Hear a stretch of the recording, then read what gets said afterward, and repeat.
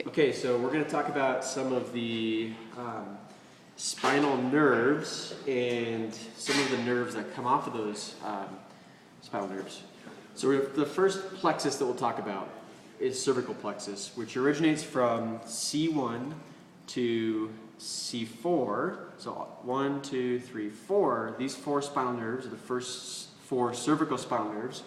Now the main nerve that comes out of the cervical plexus is called the phrenic nerve. And that's this nerve right here. Now the phrenic nerve is what innervates or connects to the respiratory diaphragm. And there would be two, so there would be another one over here. But you can see it on this side.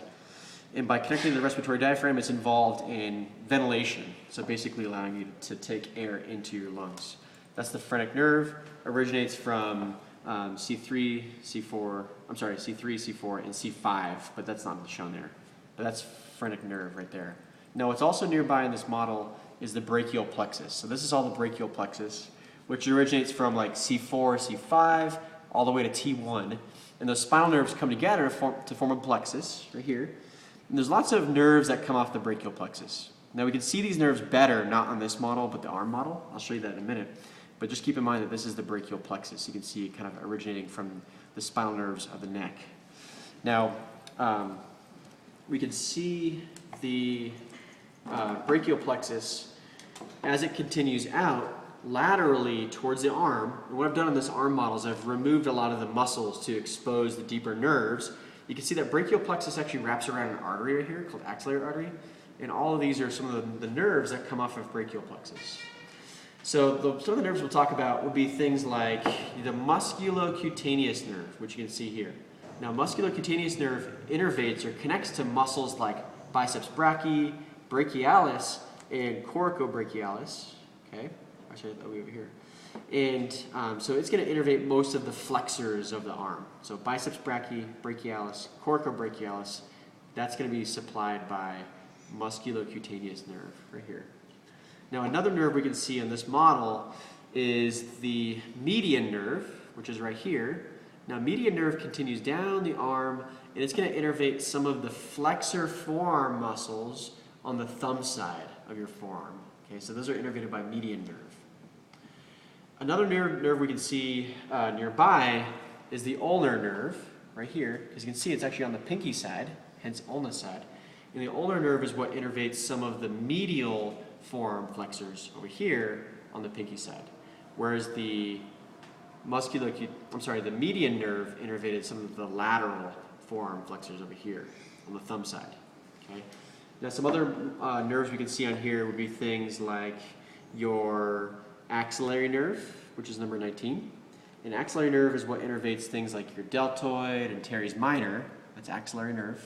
Okay.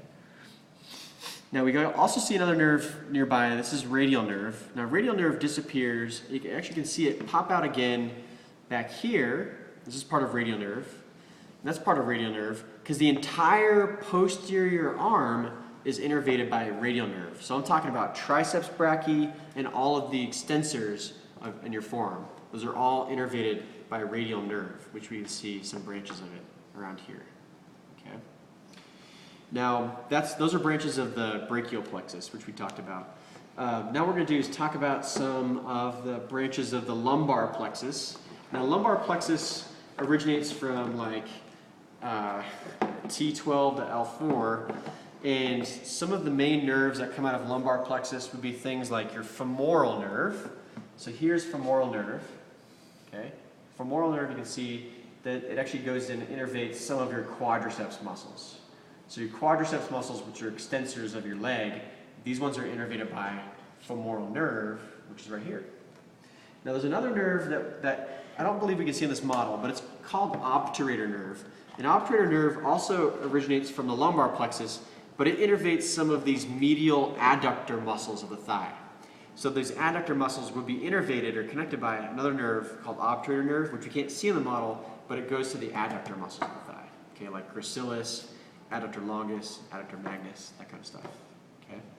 Now, the sacral plexus is what gives rise to things like your sciatic nerve. And we can see this really well on the posterior side of the leg here. This is the sciatic nerve, which is a really big bundle of nerve fibers.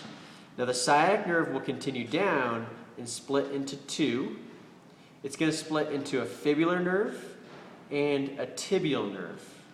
Now the fibular nerve is what innervates the extensor muscles of your anterior leg. You can see it again over here, you guys. This is the fibular nerve. So it's going to innervate some of these extensors here like tibialis anterior or fibularis longus. Those are innervated by the fibular nerve. Okay? Now we can also see the tibial nerve continue down the posterior leg here. And the tibial nerve is going to innervate the flexors of your foot. So we're talking about like gastrocnemius and soleus. And it's also going to go to some of the foot muscles on the bottom of your foot, like the plantar area. Okay? And that's it.